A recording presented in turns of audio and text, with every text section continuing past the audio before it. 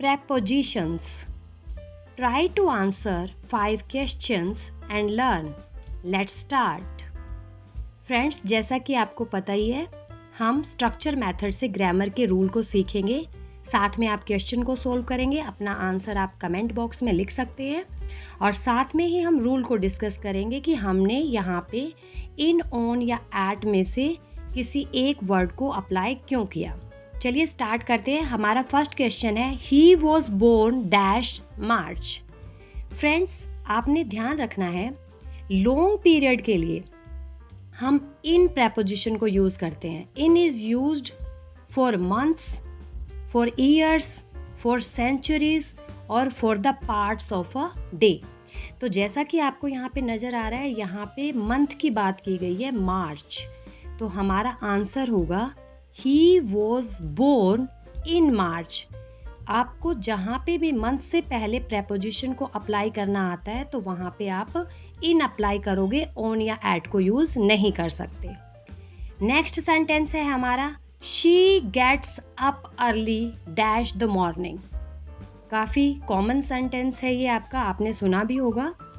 यहाँ पे आपने एक रूल को ध्यान रखना है कि in preposition is used for the parts of the day. जब हम डे के किसी पार्ट के बारे में बात करते हैं तो इन प्रेपोजिशन को यूज़ करते हैं। जैसे मॉर्निंग है, वो डे का पार्ट है, तो यहाँ पे आंसर होगा she gets up early in the morning. Always remember, जब भी आप पार्ट ऑफ द डे के बारे में बात करेंगे तो आप इन को यूज़ करेंगे। जैसे इन the morning, in the afternoon, in the evening, in the evening. I hope ये रूल आपको समझ में आया होगा। चलिए नेक्स्ट सेंटेंस की तरफ बढ़ते हैं। हमारा नेक्स्ट सेंटेंस है, he usually sleeps dash midnight. Friends, इससे पहले वाले सेंटेंस में हमने डिस्कस किया है कि जब भी हम पार्ट्स ऑफ द डे के बारे में बात करते हैं तो इन प्रेपोजिशन को यूज़ करते हैं। जैसे इन the morning, in the afternoon और इन द इवनिंग। अब जैसा कि आप इस सेंटेंस में देख सकते हैं कि मिडनाइट है तो दिन का ही हिस्सा, पार्ट ऑफ द डे है, बट यहाँ पे हम स्पेसिफिक टाइम के बारे में बात कर रहे हैं, हम मिडनाइट के बारे में बात कर रहे हैं। तो इस तरह का जो स्पेसिफिक टाइम जब सेंटेंस के अंदर मेंशन होता है और आपको ऑन, इन या एट में से सेलेक्ट करना होता है किसी एक प्रेपोजिशन को, तो आपका आंसर होगा एट मिडनाइट। एट नाइट होता है, एट नून होता है, एट डस्क होता है, एट डॉन होता है। तो इन एक्सप्रेशन को आप ध्यान रखोगे। इनसे पहले जब भी आपको इन, ऑन या एट में से सेलेक्ट करने के लिए आता है कोई एक प्रेपोजिशन, तो आपका आंसर होना चाहिए एट। नेक्स्ट सेंटेंस है हमारा, the train leaves dash 2:30 PM।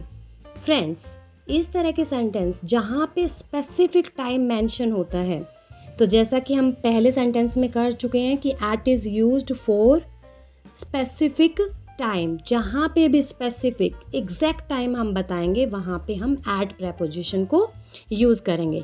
तो हमारा आंसर होगा the train leaves eight 2:30 PM।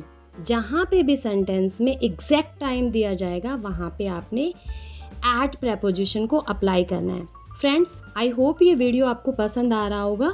आप अपने आंसर कमेंट बॉक्स में लिख सकते हैं और किसी स्पेसिफिक टॉपिक पे अगर आप प्रैक्टिस करना चाहते हैं तो प्लीज़ कमेंट बॉक्स में लिखेंगे ताकि मैं नेक्स्ट वीडियो उसी टॉपिक पे बनाऊं, उसी टॉपिक को हम डिस्कस करें और स्ट्रक्चर मेथड के थ्रू आप आसानी से इंटरेस्टिंग वे में ग्रामर रूल को समझ जाएं।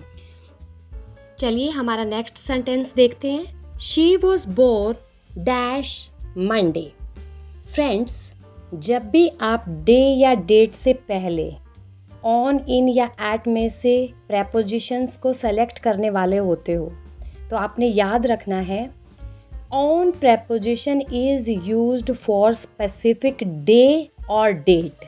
यानी कि डे से पहले या डेट से पहले कोई भी स्पेसिफिक डे है या कोई स्पेसिफिक आपका डेट है तो वहाँ पे हम ऑन प्रेपोजिशन को यूज़ करते हैं। तो जैसा कि आपको समझ में आ ही गया है, यहाँ पे मंडे दिया हुआ है, नेम ऑफ द डे है, तो इससे पहले हम ऑन यूज़ करेंगे और हमारा आंसर होगा she was born on Monday. I hope इस वीडियो को देखने के बाद अब नेक्स्ट टाइम जब भी आपको ऑन, इन या एट को अप्लाई करना होगा तो आप आसानी से राइट प्रेपोजिशन को सेलेक्ट कर पाएंगे। Bye bye friends, see you letter.